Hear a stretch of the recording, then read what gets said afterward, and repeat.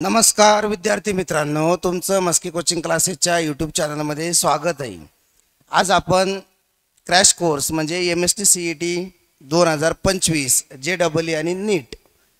मग आता MST-CET 2025 JEE आणि नीट याच्यामध्ये काय काय बदल आहे किंवा काय काय फरक आहे बघा. आता MST-CET हा जो पॅटर्न आहे हा गव्हर्नमेंट शासनाचा म्हणजे महाराष्ट्र शासनाने सुरू केलेली महाराष्ट्र राज्यासाठी CET असती. JEE ऑल इंडिया, नीट सुद्धा काय असती ऑल इंडिया, ओव्हरऑल काय असतं ऑल इंडियामध्ये. आता MST-CET मध्ये आपल्या महाराष्ट्र शासनाने सुरू केलेला पॅटर्न आहे हा. याचा पेपरचा टाइम टेबल वगैरे तुम्हाला दिलेला आहे. एप्रिल महिन्यामध्ये याचे पेपर राहणार आहेत. PCM आणि PCB असे दोन ग्रुप आहे याच्यामध्ये. मग याच्यामध्ये जर PCM ग्रुप जर बघितला आपण तर त्याला म्हणतात फिजिक्स, केमिस्ट्री, मॅथ आणि बायोलॉजी. आणि PCB physics, chemistry and biology, physics, chemistry, mathematics, physics, chemistry, biology. आता याच्यामध्ये फिजिक्स आणि केमिस्ट्री हा कॉमन आहे, पण तरीसुद्धा त्याचे प्रश्न वेगळे येतात पेपरला. प्रश्न काय असतात वेगळे असतात, कारण याचा पॅटर्न हा वेगळा असतो, याचा पॅटर्न हा वेगळा असतो. PCM आणि PCB असे हे दोन ग्रुप आहेत. मग या दोन ग्रुपमध्ये तुम्हाला काय करावं लागतं, एक तर PCMचा पेपर द्यावा लागतो सेपरेट किंवा PCBचा द्यावा लागतो. मग काही विद्यार्थ्यांनी फॉर्म भरलेला असेल PCMचा, काही विद्यार्थ्यांनी फॉर्म भरलेला असेल PCBचा, आणि काहींनी दोन्ही पण भरले असतील. काही लोकांनी काय केलं असं हे दोन्ही सुद्धा फॉर्म भरले असतील, PCM किंवा PCB. मग आपण त्याला काय म्हणतो PCMB म्हणतो, कारण काय फिजिक्स, केमिस्ट्री काय असतो कॉमन असतो, मॅथ आणि बायोलॉजीचा पेपर हा वेगळा असतो. या अनुषंगाने तिथं काम केलेलं असतं. तर MST-CETची थोडीशी हिस्ट्री आपण बघू. MST-CET सगळ्यात पहिले जे सुरू झालं तर ते कधी सुरू झालं, 1999. 1999 साली MST-CETची एक्झाम द्यायला सुरू झालं. मग त्याच्या अगोदर सुद्धा लोक डॉक्टर बनत होते, इंजिनियर बनत होते, पण कशाच्या बेसिसवर, 12वी सायन्सच्या बेसिसवर. 12वी सायन्सचं जेवढं पर्सेंटेज असेल, जे रूल्स असेल त्याच्या बेसिसवर काय होतं, त्याच्या अगोदर लोक डॉक्टर बनत होते. पण 1999 साली काय झालं, एक CET आलं, त्याचं नाव होतं MST-CET. मग 1999ला फक्त कशा CET आली, मेडिकलसाठी आली. कशाला आली, मेडिकलसाठी CET आली. मग असं करता करता पुढं काय झालं, 2004 साली काय झालं, पुन्हा इंजिनिअरिंगला सुद्धा CET आली. 2004 साली काय झालं, CET आली, पण कशाला आली, इंजिनिअरिंग. मग इथून पुढं जे सुरू झालं तर हे सगळं CET तिथून पुढं कंपल्सरी गरजेचं झालं. मेडिकल 1999 आली आणि CET इंजिनिअरिंग आली 2004 पासून. तिथं पुढं हळूहळू सुरू झालं. मग असं करत करत आणखीन बऱ्याच ॲक्टिव्हिटी याच्यामध्ये घडत गेल्या. मग नीट कधी आली बघा, 2013 साली नीट आली. 2013 साली काय झालं, नीट आली. आता याचा फुल फॉर्म म्हणजे कसं आहे बघा, महाराष्ट्र हेल्थ टेक्निकल. M म्हणजे महाराष्ट्र, H म्हणजे हेल्थ आणि T म्हणजे technical. Common entrance test, common entrance test 2025. PCM आणि PCB नंतर जॉईंट एंट्रन्स एक्झाम JEE, नंतर नॅशनल बोला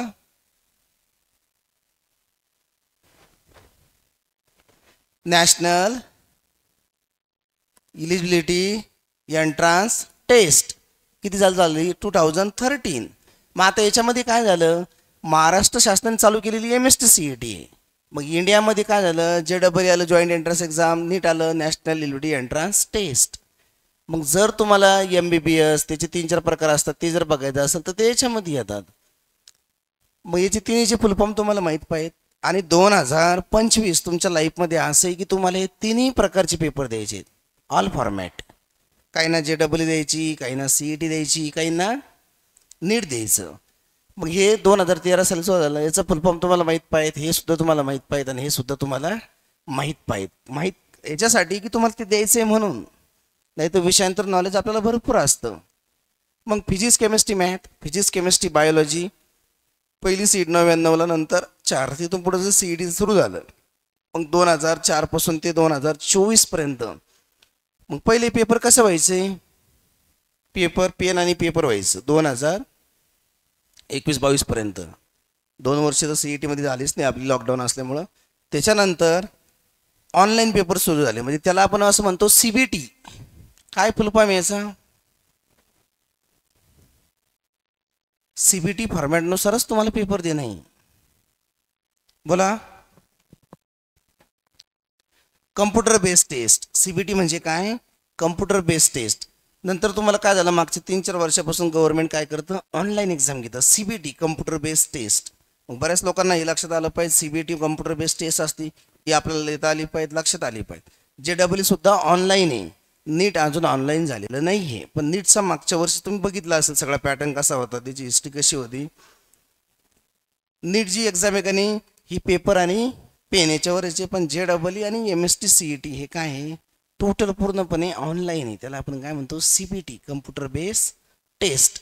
आता MST CET मध्ये काय काय येतं, म्हणजे कशामध्ये भाग घेता येतो, तर इंजिनिअरिंग, नंतर बी फार्म, डी फार्म, नंतर फार्म डी म्हणजे काय असतं, डॉक्टरेटची फार्मसी असते. डी फार्म म्हणजे डी फार्मसी, बी फार्मसी, नंतर BSc ॲग्री. बऱ्याच याला वेगवेगळ्या एक्झामला त्याने ते ठेवलेलं एक्झाम. आता पण इंजिनिअरिंगसाठी शक्यतो विद्यार्थी काय करतात, CETची निवड करतात. CET आपल्याला देता येतं, ते लक्षात येतं. मग आता याच्यामध्ये काय काय दिलंय बघा,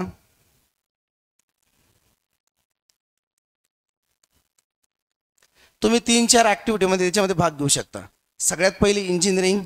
मग आता इंजिनिअरिंगमध्ये काय काय आहे, किंवा इंजिनियरच का व्हायचं असतं एखाद्या विद्यार्थ्याला, तर जर इंजिनियर झाला त्याच्या लक्षात काय येतं ॲक्टिव्हिटी.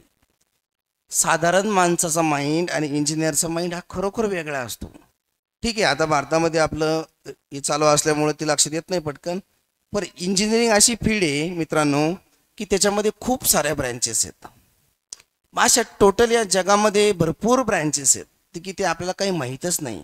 साधारणतः किंवा अंदाजित जर विचार केला तर टोटल 105 ब्रँच आहेत.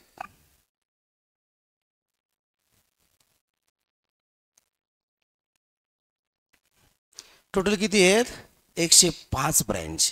त्याच्यापैकी आपल्याला कोणत्या माहिती आहेत, मग फॉर एक्झाम्पल जर बघितलं आपण तर काय काय माहिती आहे आपल्याला, सिव्हिल माहिती आहे, नंतर CO माहिती आहे, नंतर ME माहिती आहे, मेकॅनिकल इंजिनिअरिंग, नंतर EE इलेक्ट्रिकल इंजिनिअरिंग, बोला, ENTC म्हणजे इलेक्ट्रॉनिक्स अँड टेलिकम्युनिकेशन, बोला, केमिकल इंजिनिअरिंग, याला सुद्धा केमिकल इंजिनिअरिंग म्हणतात. रिपीट होईल तिथं, केमिकल इंजिनिअरिंग. बोला, आणखीन काय काय माहिती आहे आपल्याला, तर ह्या 6-7 ब्रँचेस एकदम कोर ब्रँचेस आहेत, हे आपल्या लक्षात आलं पाहिजेत. बघा तुम्हाला माहित असेल सांगा, ब्रँचेस तुम्हाला काय घ्यायचं काय बनायचं आहे आपल्यावर डिपेंड आहे. टोटल 105 आहे, त्याच्यापैकी आपल्याला एवढेच माहिती आहे, सिव्हिल, मेकॅनिकल आणि इलेक्ट्रिकल ह्या कोर ब्रँचेस आहेत. नंतर IT information technology, then aerospace, आणखीन त्याला आपण AP म्हणतो. आता नवीन नवीन आले बघा, AI, आर्टिफिशियल इंटेलिजन्स.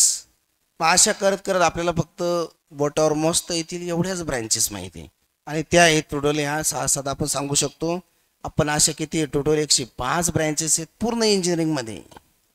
मग आता इंजिनिअरिंगचा कोर्स असतो हा 4 वर्षाचा. कोणतं पण युनिव्हर्सिटी घ्या, किती 4 इयर्स, 4 वर्षाची काय असतो हा कोर्स असतो, 4 वर्षाची डिग्री असते.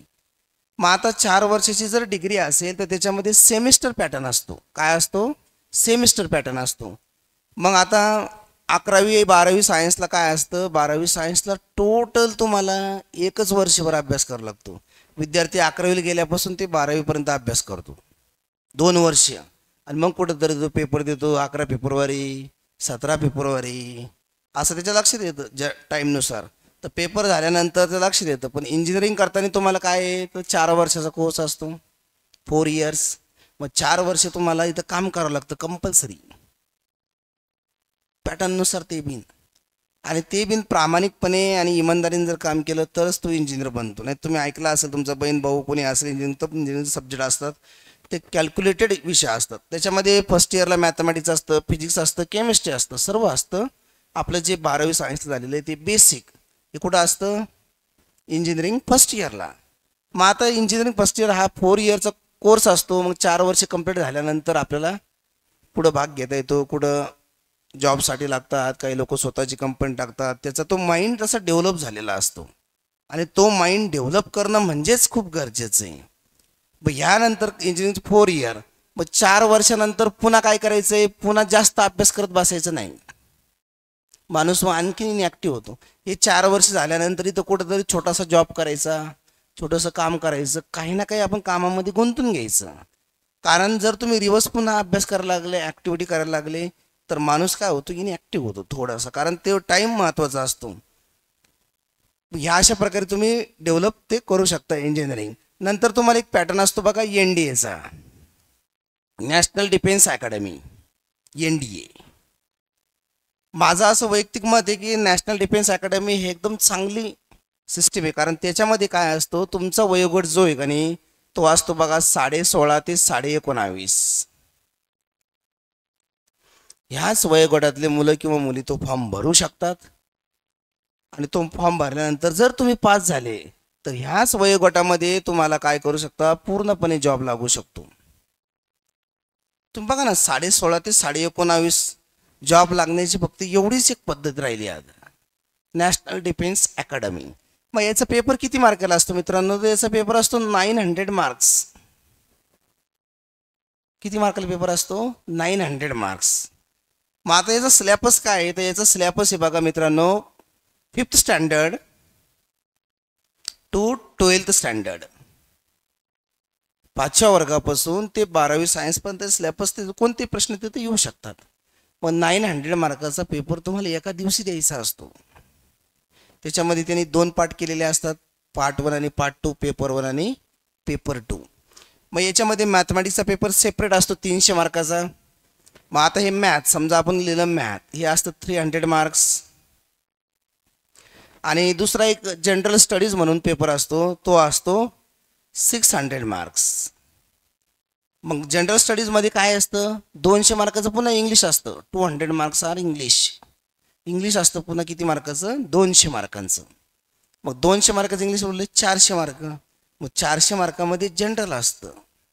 मग तुमचं त्याच्यामध्ये सायन्स आलं, जॉग्राफी आलं, करंट अफेअर्स आलं, जे जे सब्जेक्ट राहिले सगळे, ते सगळे कशामध्ये येतात, उरलेले 400 मार्कामध्ये.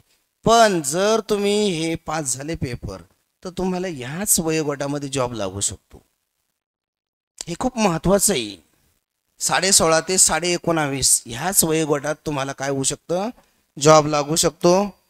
आणि हे एक चांगला पेपर आहे. महाराष्ट्रातल्या विद्यार्थ्यांनी सगळ्यांनी पेपर दिलाच पाहिजेत, असं माझं वैयक्तिक मत आहे. 900 मार्काचा पेपर असतो. जर तुम्ही पास झाले तर तुम्हाला ह्याच वयोगटामध्ये जॉब लागतो. नाही तर तुम्ही आजकाल बघितलं असेल, बरेच लोक 12वी सायन्स करतात, क्रॅश कोर्स करतात, नंतर 4-5 वर्ष इंजिनिअरिंग करतात, पुन्हा नवीन नवीन ॲक्टिव्हिटी करतात, तर त्या पटकन लक्षात येत नाही. त्यासाठी तुम्ही स्वतः ठरवायचं पहिल्या दिवसापासून की आपल्याला काय बनायचं आहे. मग जो जो विद्यार्थी ॲक्टिव्हिटीमध्ये एक्सपर्ट राहील तोच पुढे जातो. नाही तर बाकी सगळे असते, MID संख्या वाढती, सगळ्या गोष्टी होतात, हे सगळं चालत राहतं. पण ज्याचं काम चांगलं आहे का नाही, तो अधिकारी बनतो, कुठंतरी जातो, ह्या सगळ्या ॲक्टिव्हिटी सुरू राहतात. त्याच्यामध्ये मॅथ असतं आणि जनरल स्टडीज. जनरल स्टडीज किती असतो, 600 मार्क्स. हा झाला एक NDAचा पॅटर्न सोपा आहे. म्हणजे ज्याचं मॅथमॅटिक्स चांगलं आहे, फिजिक्स चांगलं आहे, केमिस्ट्री चांगलं आहे, त्यांनी हा एक पर्याय तो निवडू शकतो. तुम्ही पेपर देऊ शकता. आता त्याच्या जागा सुटतील. याचा एप्रिलमध्ये पेपर असतो 1 आणि 1 जुलै-ऑगस्टमध्ये असतो. म्हणजे वर्षातून 2-3 पेपर, 2 पेपर असतात त्याचे. तर दोन्ही वेळेस तुम्ही ते अटेम्प्ट करू शकता. जोपर्यंत तुम्ही या वयोगटात आहे तोपर्यंत. नंतर तो कोणाला पेपर देता येत नाही, कारण त्याचे रूल्स आहेत, काही रूल्स रेग्युलेशन असल्यामुळं ते लक्षात येतं. यानंतर काय बघा, JEEचं बघा पॅटर्न कसा येतं. JEEचा जो अर्थ येतो काय, जॉईंट एंट्रन्स एक्झाम. ही सुद्धा पेपर कसा असतो, CBT फॉर्ममध्ये असतो. कसा असतो, CBT, कम्प्युटर बेस्ड टेस्ट. आता लेटेस्ट एक्झाम झालेली आणि पुढची सुद्धा फॉर्म भरणं सुरू झालेली JEE. पण JEEमध्ये काय आहे, टप लेवलचे क्वेश्चन असतात. तुम्हाला स्टडी चांगली करणं गरजेचं आहे, लक्षात ठेवणं गरजेचं आहे, तेव्हा ते आपल्याला सॉल्व करता येत. आता JEE मेन आणि JEE ॲडव्हान्स. JEE मेन आणि JEE ॲडव्हान्स, तर याच्यामध्ये काय फरक असतो बघा. JEE मेन म्हणजे आपण 12वी सायन्सला असताना पेपर देऊ शकतो, पेपर झाल्यावर सुद्धा पेपर देऊ शकतो तुमचे. आणि आता जोपर्यंत तुम्ही अपीयर आहे तोपर्यंत JEE मेन तुम्ही देऊ शकता. मग JEE मेन नंतर ते काय करतात, 1,50,000 विद्यार्थी, 1,50,000 विद्यार्थी, 1,50,000 विद्यार्थी JEE मेनच्या जी चाळणी पेपर होतो त्याच्या पुढे जाऊन तो काय करतात, JEE ॲडव्हान्ससाठी पात्र असतात. मग JEE ॲडव्हान्स झाला, जर तो ॲडव्हान्समध्ये पास झाला किंवा मेनमध्ये चांगला स्कोर आला तर मग तो काय असतं, IIT, Indian institute of technology, IIT. मग इंडियन इन्स्टिट्यूट ऑफ टेक्नॉलॉजी काय आहे, तर आपल्या इंडियामध्ये पहिले 7 संस्था होत्या, नंतर हळूहळू वाढत गेल्या ते 10पर्यंत गेल्या. मग IIT म्हणजे इंडियन इन्स्टिट्यूट ऑफ टेक्नॉलॉजी. मग IIT पहिले महाराष्ट्रामध्ये कुठं होतं, तर मुंबईलाच होतं, नंतर नागपूरला पण झालं, IIT झालं, नंतर NIT, national institute of technology. मग अशा 3-4 ज्या मोठमोठ्या संस्था असतात त्याच्यामध्ये आपण भाग घेऊ शकतो. आणि government engineering college, government engineering college,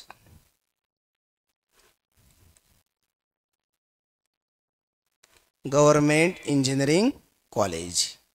आता तसं नियमानुसार जर पाहिलं तर प्रत्येक जिल्ह्याच्या ठिकाणी गव्हर्मेंट इंजिनिअरिंग कॉलेज पाहिजेत, प्रत्येक जिल्ह्याच्या ठिकाणी. पण नेमकं असं झालं की आपलं अहिल्यानगर शहरालाच गव्हर्मेंट इंजिनिअरिंग कॉलेज नाही आहे, अजून तरी आलं नाही आहे. पण जे लोक प्रयत्न करतायत तर ते 100% आपल्या इथं गव्हर्मेंट मेडिकल कॉलेज पण नाही आहे, पण त्याचं काम सुरू आहे, ते 100% होऊन जाईल. तर इंजिनिअरिंग कॉलेज आपल्या इथं, मग आता कुठं कुठं इंजिनिअरिंग कॉलेज, तर संभाजीनगर आहे, छत्रपती संभाजीनगर, नंतर पुणे, अशा ठिकाणी काही ठिकाणी इंजिनिअरिंग कॉलेज आहेत गव्हर्मेंटचे. पण काही जिल्ह्यामध्ये अजूनसुद्धा नाही आहेत, पण तिथं 100% होईल. मग गव्हर्मेंट इंजिनिअरिंग कॉलेजमध्ये JEE चांगला स्कोर येतो, CETमध्ये स्कोर असेल तर तुम्ही काय करू शकता, गव्हर्मेंट इंजिनिअरिंग कॉलेजला ॲडमिशन घेऊ शकता. मग इंजिनिअरिंग कॉलेज गव्हर्मेंटला घेण्याचा फायदा काय असतो, आता तर फीजमध्ये सांगितलेलं आहे, गर्ल्ससाठी तर काही फीज नाही आहे, बॉईजसाठी पण कॅटेगरीनुसार ती फीज दिलेली असते, ते ॲक्टिव्हिटी आपल्याला करणं गरजेचं आहे. पण इंजिनियर हा जगातला सगळ्यात हुशार प्राणी असतो, त्याचे ते लक्ष देतं टेक्निकल प्रॉब्लेम कसा सॉल्व करायचा, तर त्यासाठी इंजिनिअरिंग कॉलेज इथं दिलेले आहे गव्हर्मेंटचे, ते तुम्ही लक्षात घेऊ शकता. देन शेवटचा एक पॉईंट मित्रांनो काय येतो, नीट.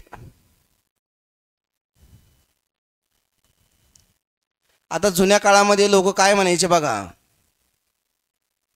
काय म्हणायचे, तू जी परीक्षा देशील ती नीट दे. तेच आता आलंय, तू जी परीक्षा देणार आहे का जी, ती कशी दे, नीट दे. असं पाहिलं तर म्हण ते काय झालं, त्यांनीच लोकांनी आता काय केलं, JEE आणि नीट केलं, NEE. म्हणजे मराठीमध्ये आपण जी लिहिला, जी परीक्षा देणार आहे तू ती कशी दे, नीट दे. अशा प्रकारे ते तर नीटमध्ये काय फुल फॉर्म आहे, नॅशनल, बोला, नॅशनल इलिजिबिलिटी एंट्रन्स टेस्ट. मग याच्यामध्ये काय काय होऊ शकतं माणूस, तर सगळ्यात पहिले काय होतं, MBBS, नंतर BHMS, नंतर बोला BAMS, नंतर BDS, बोला, नंतर MD, नंतर MDS. आणखीन याच्यामध्ये BSc नर्सिंग सुद्धा करता येतं नीट नंतर, BSc नर्सिंग,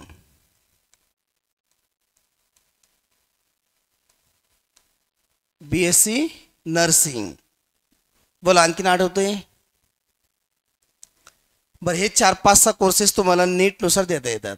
सगळ्यात पहिले MBBS आहे, नंतर BHMS आहे, नंतर BAMS आहे, नंतर BDS आहे, नंतर MD आहे, MDS आणि BSc नर्सिंग. हे सगळे कोर्सेस एकदम चांगले मित्रांनो. म्हणजे जर तुम्ही डॉक्टर झाले तर तुमच्या पार्टीमध्ये तुम्ही देऊ शकता MBBS, तुमचं स्वतःचं नाव तयार होतं ना. आणि स्वतःचं नाव असं म्हणतात की कायमस्वरूपी जोपर्यंत तो व्यक्ती असतो तोपर्यंत राहतं. त्याच्या पुढे MBBS लागतं, BDS लागतं, काय जे असेल त्याचं क्लिनिक असेल, हॉस्पिटल असेल, काय असेल, या बऱ्याच ॲक्टिव्हिटी भरपूर आहेत. मग MBBSचा फुल फॉर्म,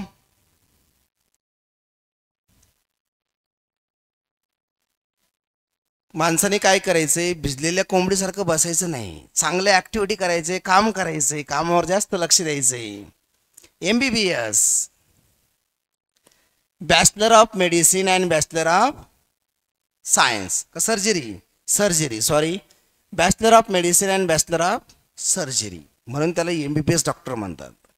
नंतर BHMS बॅचलर ऑफ होमिओपॅथी आणि surgery, bachelor of Ayurvedic, A म्हणजे आयुर्वेदिक अँड सर्जरी, BDS म्हणजे बॅचलर ऑफ डेंटल, दाताचा दवाखाना किंवा दाताचा डॉक्टर, आपण असं म्हणतो BDS. MD master of doctorate, काही काही लोकांचं MD हॉस्पिटल असतं ते लिहिलेलं असतं XYZ MD. मग MD मेडिसिन असेल, MD वेगवेगळ्या प्रकारचे ॲक्टिव्हिटी असते. MDS master of dental surgery हे बिन करता येतं. नंतर BSc नर्सिंग, नंतर काय आहे BSc नर्सिंग. मग BSc नर्सिंगला सुद्धा काय लागतं, नीट लागतं. MBBS BHMS BMS BDS MD आणि MDS याचा पेपर पॅटर्न वगैरे सेम राहतो. किती मार्काला आहे, 720 मार्काला आहे. मग 720 मार्काचा पेपर असतो, तर त्याच्यापैकी तुम्हाला किती स्कोर आला त्याच्यावरती डिपेंड राहतं.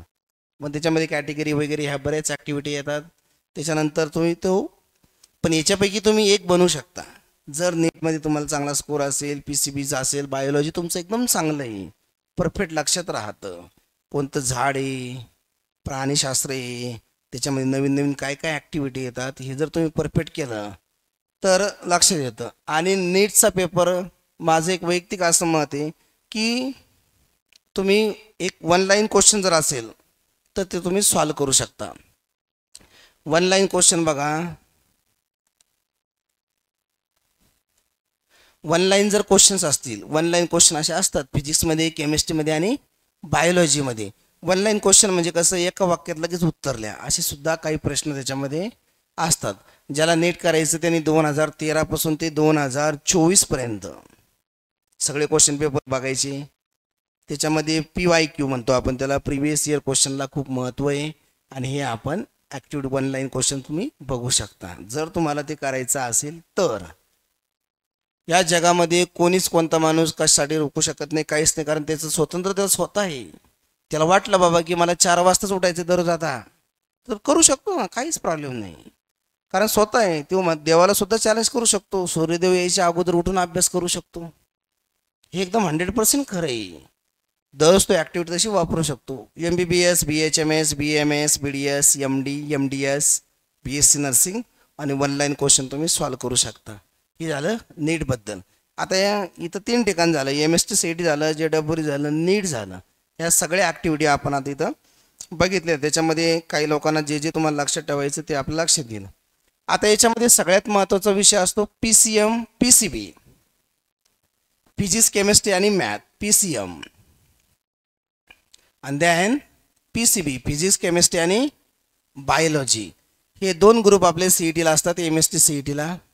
मग फिजिक्स केमिस्ट्री मॅथमध्ये काय असतो, फिजिक्स नंतर केमिस्ट्री नंतर मॅथ आणि तो बायोलॉजी वाढतो फक्त. फिजिक्स केमिस्ट्री दोघांना सुद्धा काय आहे, कॉमन आहे. मग आता याचं प्रश्नपत्रिका कशी असते बघा, तर ही असते CBT. आता बोर्डाच्या पेपरमध्ये आणि CETच्या पेपरमध्ये काय फरक आहे बघा. बोर्डाच्या पेपरमध्ये काय असतं, तुम्हाला उत्तरपत्रिका वेगळी असते, प्रश्नपत्रिका वेगळी असते. प्रश्नपत्रिका व्हाईट कलरची, उत्तरपत्रिका व्हाईट कलरची, हे सगळ्या गोष्टी आहेत. हे सगळं सेपरेट झालं.